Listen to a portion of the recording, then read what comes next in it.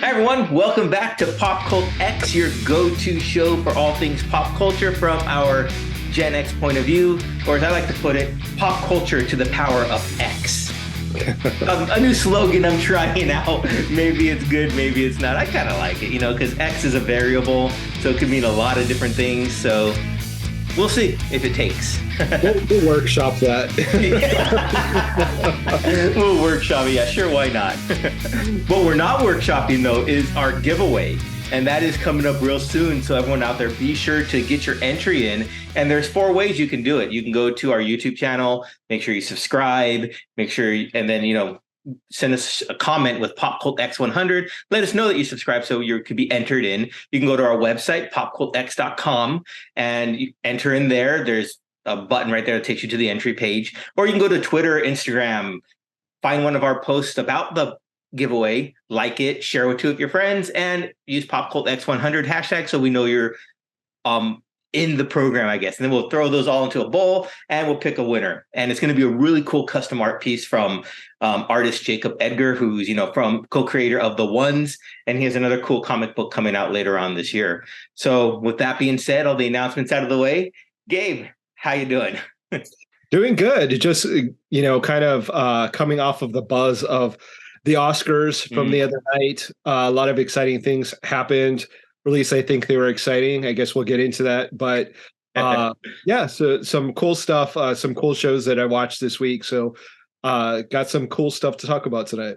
Yes, we do. So let's get right into it. So let's start off with the Oscars. Why not? The 95th Academy Awards happened this past week. And there was lots of positive things with it, but there was a few disappointments on my side, and we'll get to those in a little bit. But what was your first initial impression of things we both enjoy, which is the fashion? What'd you like about that? Yeah, that was really good. No complaints here. I think everyone looked really good. Standouts, Michelle Yeoh. Who else? I can't think of the actor, but he was nominated for Best Actor. He was wearing like an all-white suit. He's from the Eternals. I know who you're talking about. Yeah, I can't think. Barry Keoghan? Yeah. No, not him. The other guy from the Eternals. Oh, I thought you said he was nominated. The Eternals who were nominated, yeah. But anyway, him, Halle Berry looked great. Yeah. Who else? Angela Bassett. DeBose looked great as well. Yeah. What about you? Who stood out for you? Angela Bassett in that purple gown stood out for me. Pedro Pascal looked really clean in his tux. I thought that was really sharp. And I was like, if I ever want to buy a tux, I want to get it just like that. But I'm a big Pascal fan, so maybe that's why. Who else? I think the person you're talking about, I saw that was wearing like a white tux and had like a black sash. Yeah. That was a really sharp look. Lady Gaga. I was about to say that. Lady Gaga. She looked stunning in that sheer gown with the corset type thing. I was watching the red carpet show, which I never do. So I learned all the terms. The boning was visible and it was very low cut and stuff like that. But it was really cool. Yeah. She must be really getting in shape for Harley Quinn. She's filming that right now. And she looked great. She looked amazing. Yeah, I agree. Completely agree. So besides the fashion, there was also the awards. But before we get to the awards, what did you think, or what was your take on Jimmy Kimmel hosting and the amount of jokes he did regarding the slap? I thought he did a good job. I like him as a comedian. He obviously leans towards the liberal side, so I'm always support anyone that has that liberal slant to their comedy. He didn't really do a lot of kind of make fun of the audience type jokes. I think they was kind of light on making fun of people. He had some here and there, some jokes, but for the most part, it wasn't really heavy on the bullying of the audience. Which is easy for comedians to do because it's Hollywood and they're, rich and famous. And what are they going to do? Like get mad and slap someone? Yeah. I did think it was funny, though, the joke that he said, if you want to get to me, you have to go through names like Michelle Yeoh, Guillermo del Toro. And he's like, no, not that Guillermo. Guillermo. And he's just sitting there like pounding his fist. Yeah. So I thought that was a good joke. That was really funny. I think that was the best way for them to tackle that situation. A Yeah. year later is let's make fun of it. Let's make a joke out of it because what else are you going to do? I mean, he wasn't Hmm. arrested. It was a slap, and it's just move on. So I thought he did a pretty good job. What about you? No, I agree. I thought he handled it well. There were some jokes that kind of like where it left me wondering, especially with like the Malala joke. I thought that was kind of weird, but overall, he did a good job. I mean, I guess it helps that I guess what his wife is one of the producers of the show, or was Really? one of the yeah. So they got to tackle that together. And I heard, I don't know if this is true or not, but I heard that Judd Apatow was one of the writers of like the monologue and stuff, and that's why Tom Cruise didn't go to the Oscars Because of Judd Apatow? because Judd Apatow wrote those speeches and jokes for like the Directors Guild Award or the SAG Awards, and they made a lot of fun of Tom Cruise. So once he found out that Judd Apatow was writing or this or in conjunction with this, he chose not to go. If that's true or not, I don't know, but that's just something I read on Twitter. One of my favorite jokes that reminds me is when he said, oh, Tom Cruise in that football scene on the beach, El Ron hubba hubba. I thought that was a great line. Yeah, that was hilarious. I'm glad that they put back in all the categories and Yeah. didn't, like not televised like they did the previous year. And I was okay with the length of the show. Mm-hmm. I mean, it was probably the first time in like 6, 7 years that I actually sat down with intent to watch it. Mm-hmm. And it didn't disappoint me. I enjoyed it. It didn't feel like it ran long. It didn't feel like it was like tiresome to be there. So Yeah. Yeah, I thought that he did a great job hosting. It was really funny. The audience seemed to be going along with all the jokes, so mhm. it was really good. And what do you Let's think about the winners let's or that's what I the say. Let's get right into the winners and losers, I guess. Yeah, you're right. So where should we start? Let's start at we'll go with the order that we went with our predictions because why not? That works out. So let's go first off with the animated feature film because that was the first award presented anyways with Dwayne Johnson and Emily Blunt. And now we know now that the winner was Guillermo del Toro's Pinocchio. Thoughts on that? I thought it was really great. The sort of small guy taking on Disney. I mean, Netflix isn't really a small guy, but Disney wasn't able to win. I'm always a big fan of stop motion animation, and Hmm. I'm a big fan of Guillermo del Toro. I think he's Yeah. brilliant. So, it was great to see him. It was really touching when he said that he wanted to honor his mother and father who weren't there anymore, but he's still their son, and he won an Oscar, and that was really touching and really sweet. Yeah. And I think that started a precedent for a lot of the speeches honoring, really putting forth their parents to the limelight, whether they're still with them or not. I think that was a theme throughout all the award acceptance speeches. Although I will say, although I did like Pinocchio, I was a little disappointed. I really wanted Puss in Boots: The Last Wish to I win. remember That was my favorite of the animated films. I think the only one I didn't see was Marcel, the Shell with Shoes on. But I really wanted Puss in Boots to win. It was such a touching storyline. It was really made you think too about dealing with the inevitability of our mortality, right? So it was really went beyond what a children's movie was. And although Pinocchio did hint on similar themes, it also, I don't know, that was my winner. But kudos to Guillermo del Toro. Yeah, yeah, good job. Okay, so moving right along, let's get into the best actress in a supporting role. Now we know now that the winner was Jamie Lee Curtis from Everything Everywhere All at Once. Agree, disagree? I'm gonna go with agree, especially after the fact. I really liked her acceptance speech. I really Mm-hmm. liked the energy that she was sort of exuding. I feel like there was a vibe or an aura that was following her around that just was really a light that kind of shined on her.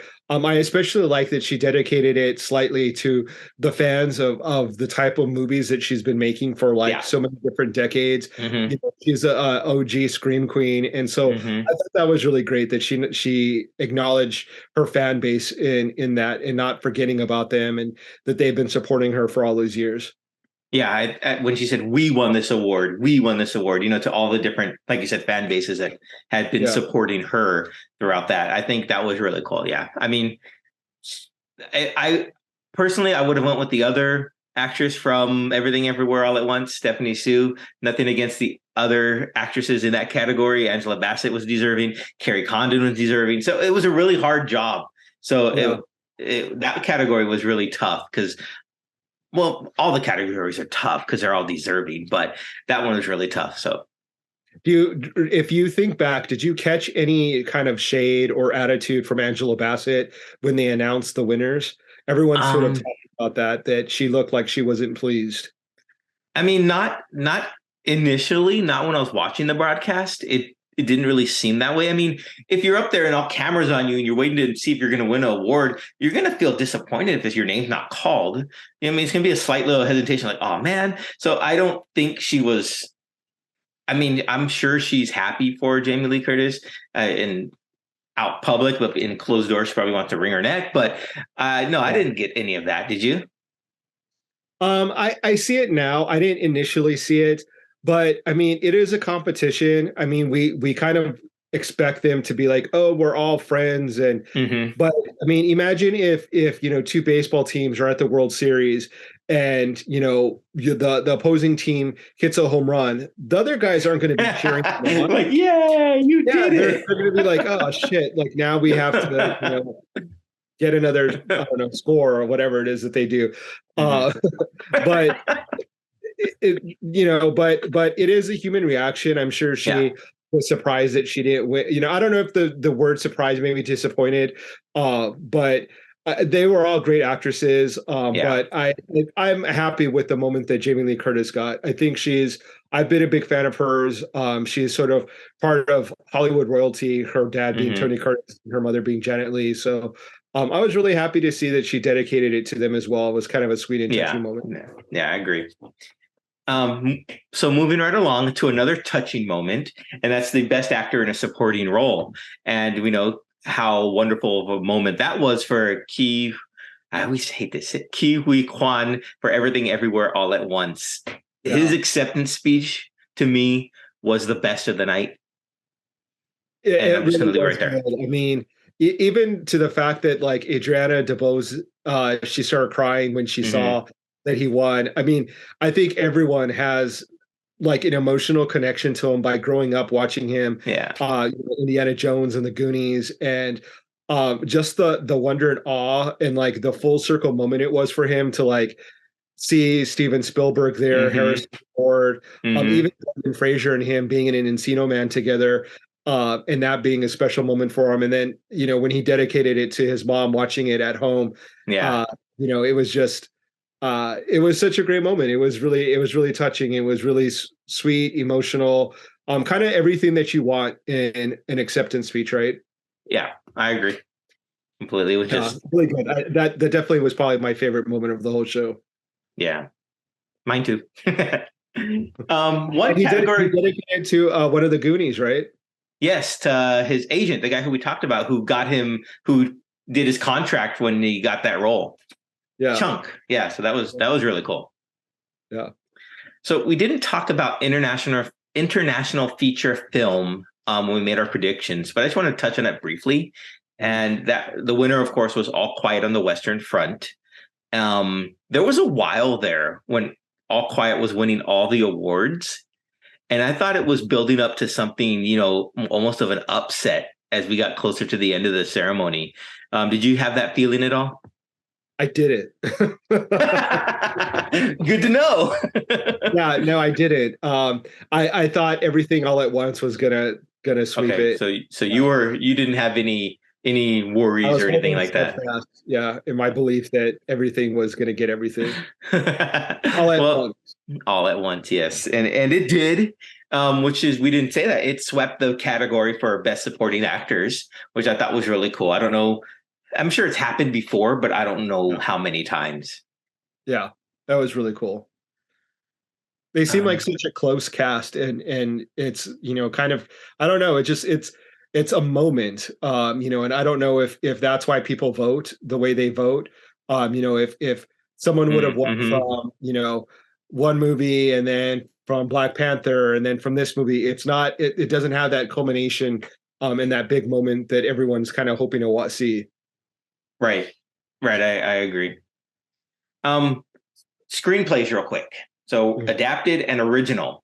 So of course the original screenplay went to Everything Everywhere All at Once, and the adapted went to Women Talking. Now, I just recently saw Women Talking, and it was fantastic. So I was kind of rooting for a little bit of an upset with Best Picture for Women Talking, but we'll get to that later on.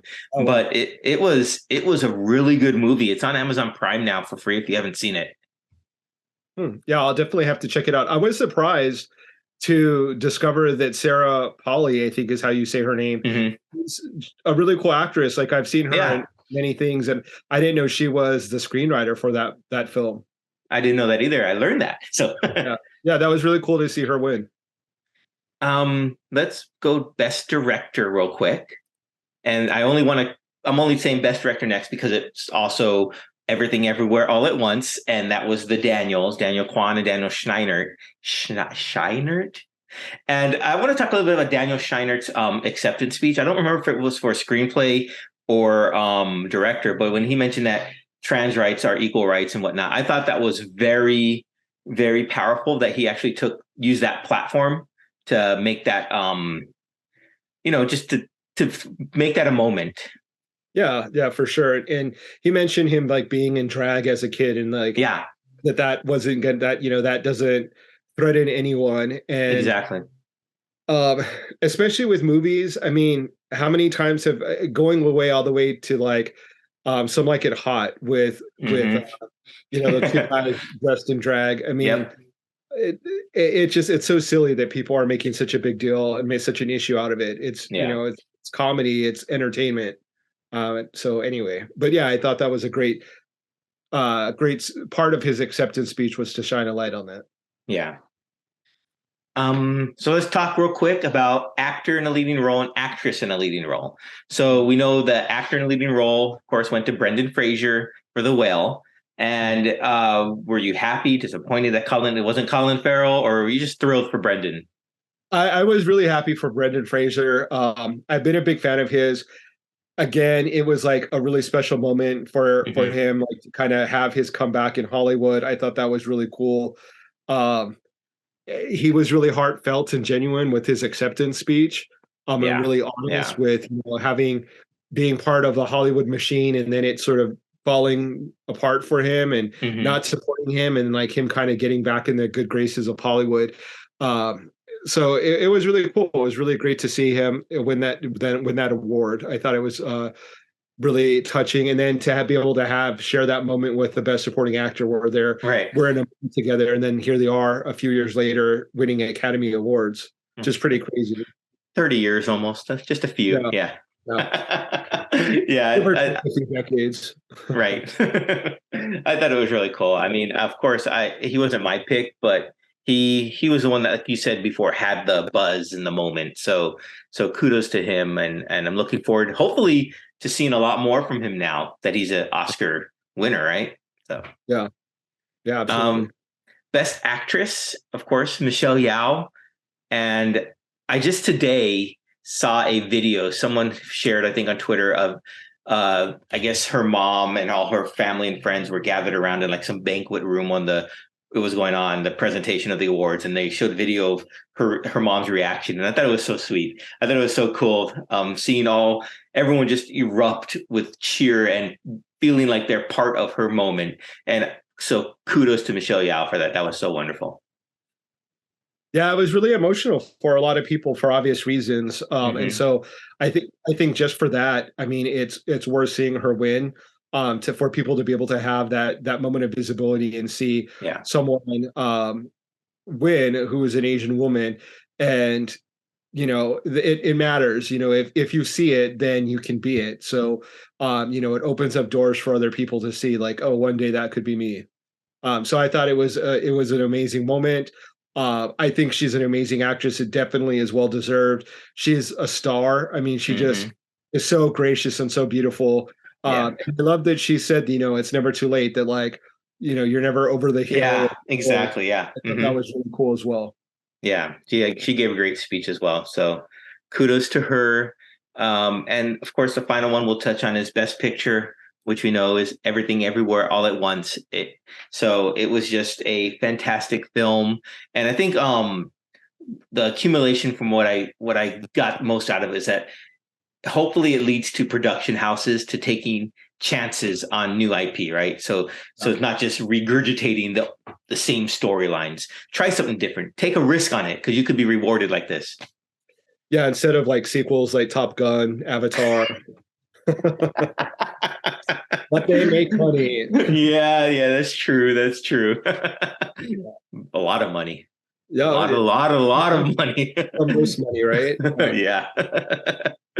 So that was our recap for the Oscars. I mean, I thought it was really good, well done.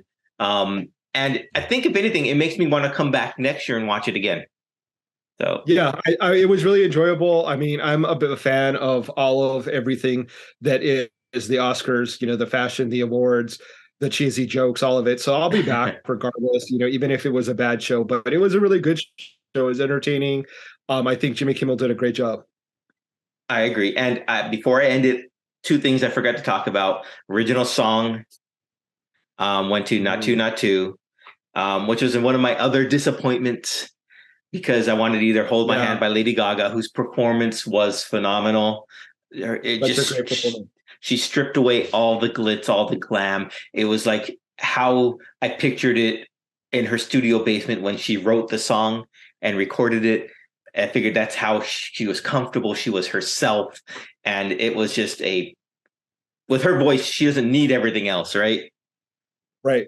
Well, So, and that's what one of the biggest criticisms about her, right? Is that she's all about the exterior, flashy, weird, avant-garde. And it's like, no, like, all right, if you really need an example, here she is stripped down exactly. bare, and yes, her amazing talent is enough to make her have an amazing performance.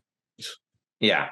And Rihanna's performance, I thought was emotional in that the song was really a tribute to Chadwick Boseman, so I really like that portion of it. Um, I really wanted that song to win, and now here's my one criticism. I will say, Not Two was fine. It's a fun dance number. It's really upbeat, enjoyable, a lot of energy. But I think for me, it was more about the performance that went along with the song as opposed to the song itself.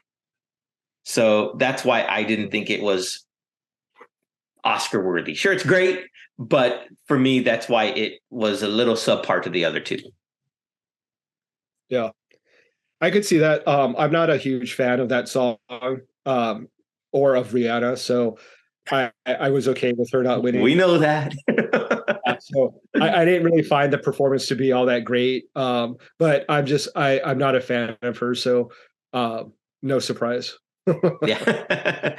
And the final thing I want to touch on, the two of the most wholesome moments from the Academy Awards was seeing Colin Farrell there with his son. I thought that was really cool. I mean, if my dad was a famous actor like that, I would want him to take me. So I thought that was really cool seeing him there with his son. Other than him, though, did you notice that it seemed like people were sitting alone? Like the people that they were next to seemed really odd. Like it seemed like they were next to people that didn't belong with them. Like just seat fillers or something. Yeah, like it seemed really odd, like that there were, I recognize Angela Bassett and her husband, but like there were some people that, like Nicole Kidman, I don't know who she was next to, but Hmm. it didn't seem like someone that should be with her. I don't know. It just there was lots of people that are like that. Like who was next to Michelle? Yeah, was that her husband? Yeah, right. I don't Like know. look at Yeah. Mel Brooks. I was like, I don't know what Mel Brooks is doing there, but It looked like Mel Brooks. It did. Yeah, you're right. It did. Didn't it? And then Yeah, Jamie Lee Curtis there with Christopher Guest, her husband, who I did not recognize. He looks so different. I agree. I didn't even know they were married, to be honest. But it just some of the coupling seemed a little weird and a little I don't know, not matchy as usual. But maybe it was just me. I don't know. And yeah, no, you're right. You're right. It did seem a little odd. Maybe that's just how there were so many moving pieces that they had to get seat fillers in there, and that's just how it happened to be. Yeah. Um, the final moment I thought was really cool was when what was it? An Irish Goodbye one for live action short film, and they sang "Happy Birthday" to the star. I thought that was really cool. And they got everyone in the whole audience was singing "Happy Birthday." So I thought Yeah. that was really neat. Yeah. The other thing that happened on Sunday was the season finale, the last episode of this season of The Last of Us. Did you Yes, watch it it? was.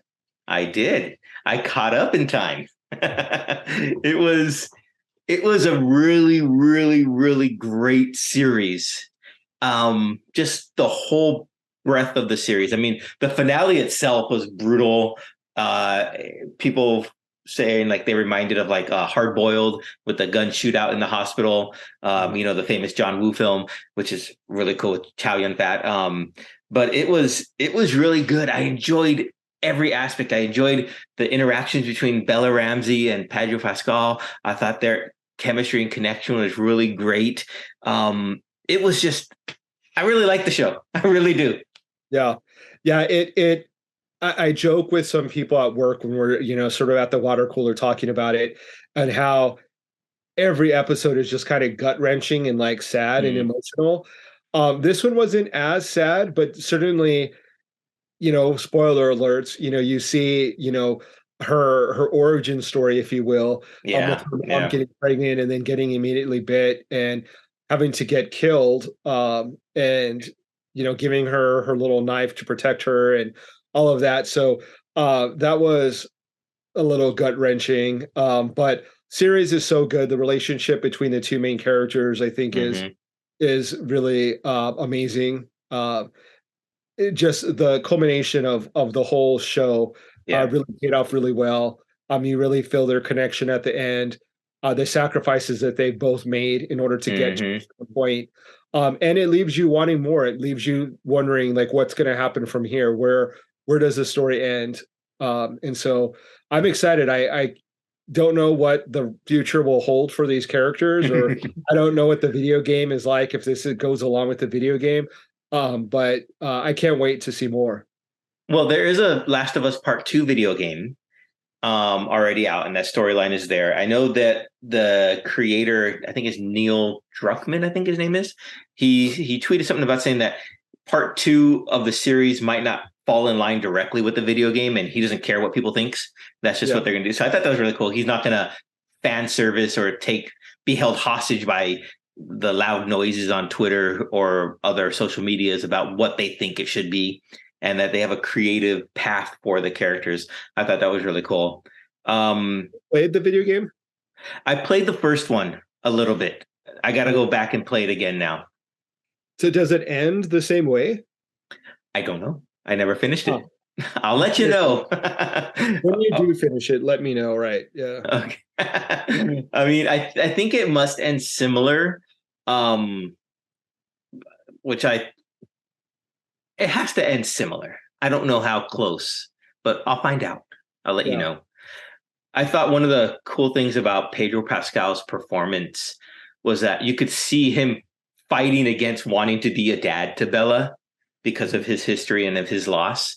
And you could see that in all his interactions with her and all his nuanced, facial expressions. And it was so cool and fascinating to watch that because you could tell he wants to go do that, but he's like, no, I can't. So, and he keeps holding himself back until the end, of course, when the paternal instincts finally overwhelm his sense of loss. And I think that line that he told her, I don't know if it was in the last episode or the second to last, where she says, time heals all wounds. Mhm. And he said, no. And then he just looks at her because she healed him. So I thought that was really cool. Yeah. Yeah. That was a really touching moment. I mean, It was such a great moment between the two characters. It's such a Hmm. good show. Do you think that they'll both get nominated for Emmys? Oh, definitely. I think so. I think the show will definitely, well, I want it to sweep like all the drama categories, right? Yeah.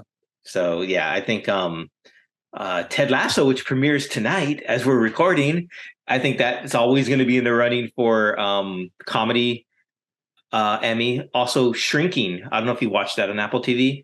I haven't. Oh, you need to see it. It's really good. It's also up there, but The Last of Us was really good. It actually, I was looking. There's a lot of Easter eggs in the show that are a back Easter egg back to the video game. Mm. One, for example, I'll tell you is the when they come upon the baseball field where they see the giraffes. Mhm. So on the scoreboard, there's a name. I think it's like Bethany Claire Field or something like that. That's what it was named in the video game. And the visual artist who designed that in the video game named that field after his wife. Oh, So nice. they continue that. So I thought that was really cool. That is cool. That So was a really, I mean, really cool scene where she sees the giraffe and, it just sort of kind of makes her day and, her struggle mhm. kind of subsides for a bit and she just becomes a kid for a moment. That was so there was lots of moments that I thought, oh, that's going to be the end of like her innocence, right? So when they show like when she was with the kid Sam and he got infected, then the brother had to shoot him and then he shot himself. And I thought, okay, after that, she's going to be, very morose and very sad and melancholic for the rest of the show. But she bounced back. And I guess that just shows, even in post apocalyptic worlds, that children are resilient, Yeah. that the young can bounce back. So yeah, kudos to all the creators on that show.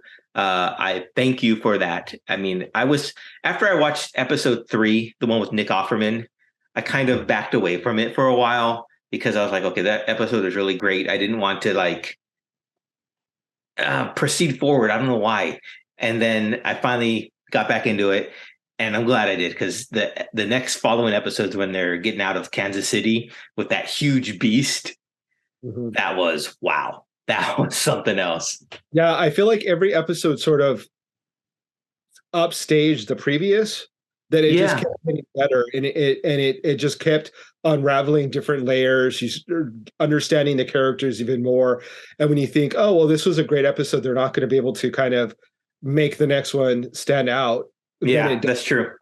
Yeah. I think that was my fear. It's like, that was so great. I don't want it to be like a letdown after that because that episode really touched me, especially with Nick Offerman caring for his partner at the end. And like I've said before, how it affects me and how I have to do similar things. And it's like, that was really moving. I didn't want to shrug that off. I wanted to keep that moment for a long time.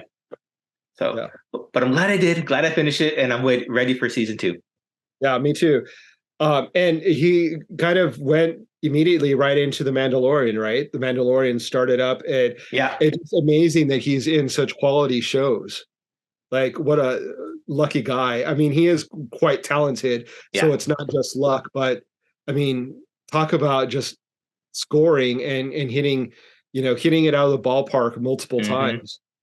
Yeah, he's a very gifted actor, and I'd say one of the top ones of our generation. He really is. And I don't put that lightly because there's been several great actors, but I think the way he connects with me personally, he's Pedro Pascal, just fantastic. So Pedro, if you're out there watching this, we'll be happy to talk to you on our show.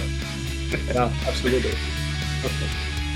Well, that covers our 2 recaps for this show. I think that's about all I have. Next week and the week after, we have some very special guests for you guys.